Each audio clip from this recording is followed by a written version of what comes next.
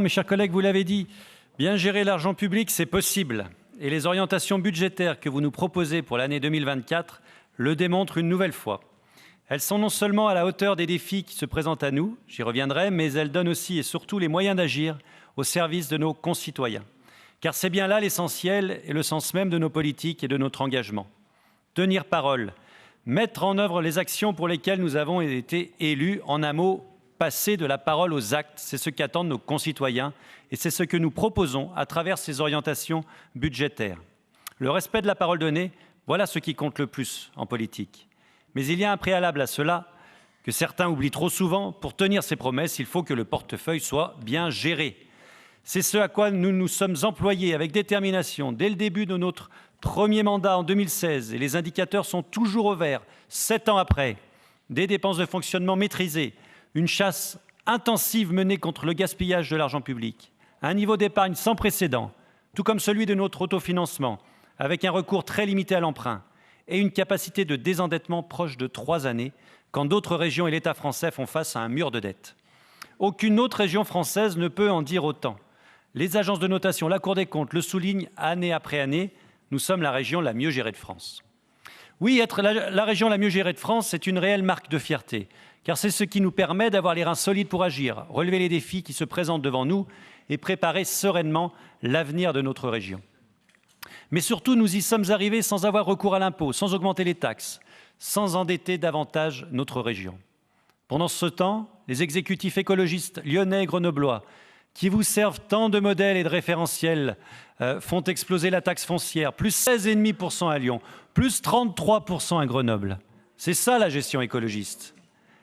Imaginez notre région sous pilotage des écologistes, ce serait hausse des impôts, hausse des taxes, recours à l'emprunt, explosion de la dette, dépenses à tout va, pour financer quoi? Pour financer des structures, comme par exemple l'Indy Grand Pré, qui s'est notamment illustré à Lyon, pour, je cite, des créations liées au genre, les pensées écoféministes et le mouvement écosexe.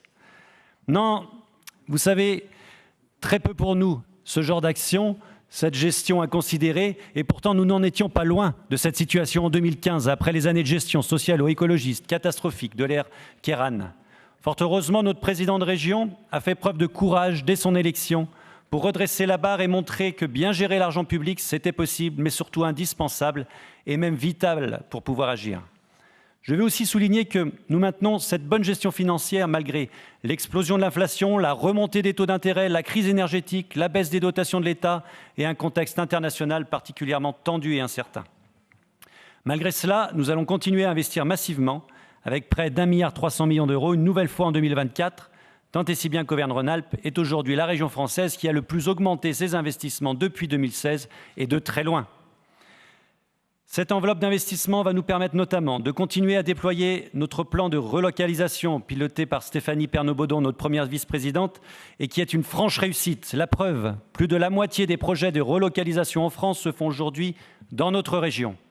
De cette façon, on relance l'emploi, on insuffle du dynamisme dans nos territoires, on contribue à notre souveraineté et on agit pour l'environnement en stoppant les importations venues de l'autre bout de la planète. Nous allons par ailleurs muscler encore un peu plus notre bouclier de sécurité pour protéger davantage nos habitants, n'en déplaise à l'aile gauche de cet hémicycle qui considère, en dépit du bon sens, que ce ne devrait pas être notre préoccupation. Plan zéro délinquance dans les gares, équipement des polices municipales, vidéoprotection, sécurité aux abords des écoles et évidemment dans nos lycées.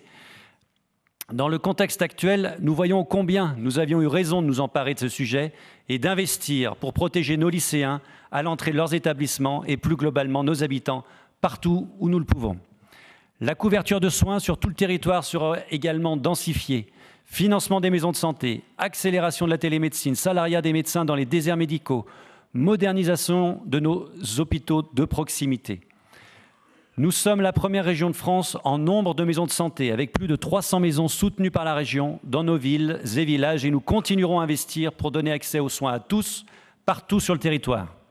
Nous allons aussi développer une vision autrement plus ambitieuse et réaliste de l'environnement que celle extrémiste et dogmatique prônée par les écologistes et dont l'objectif d'ailleurs avoué est de mener à la décroissance. C'est un chemin que nous refusons de prendre car la décroissance inévitablement entraîne une perte d'activité, une perte d'emploi, une perte de compétitivité et donc de souveraineté. Nous prenons une écologie positive, une écologie du bon sens, dont les résultats et les actions sont tangibles, stratégie hydrogène, investissement pour la méthanisation et le photovoltaïque, politique zéro enfouissement de déchets, soutien pour une industrie décarbonée. Et tout ça ne constitue que quelques exemples. Voilà ce qui fait une politique réellement environnementale et qui ne punit pas, ne taxe pas, ne monte pas les Français les uns contre les autres. Enfin, chers collègues, arrêtons-nous un instant sur notre niveau d'investissement. Je l'ai dit en introduction, il sera pour 2024 encore de plus d'1,3 milliard d'euros avec un effort continu et marqué notamment sur l'aménagement du territoire. Nous voulons un aménagement équilibré du territoire. Nous portons la même attention à nos petites communes qu'à nos métropoles. Nous ne voulons pas d'une région à deux vitesses. Contrairement à ce qui se pratiquait sous les présidences précédentes, notamment sous celle de Jean-Jacques Queyranne, eh bien aujourd'hui, avec Laurent Wauquiez, ce sont 99% des communes d'Auvergne-Rhône-Alpes qui ont été aidées et accompagnées dans leurs projets par la région depuis 2016. Cette politique contribue à une ruralité considérée, respectée, mieux prise en compte et donc à un aménagement du territoire plus équilibré, plus juste et plus dynamique. Nous pouvons en être fiers.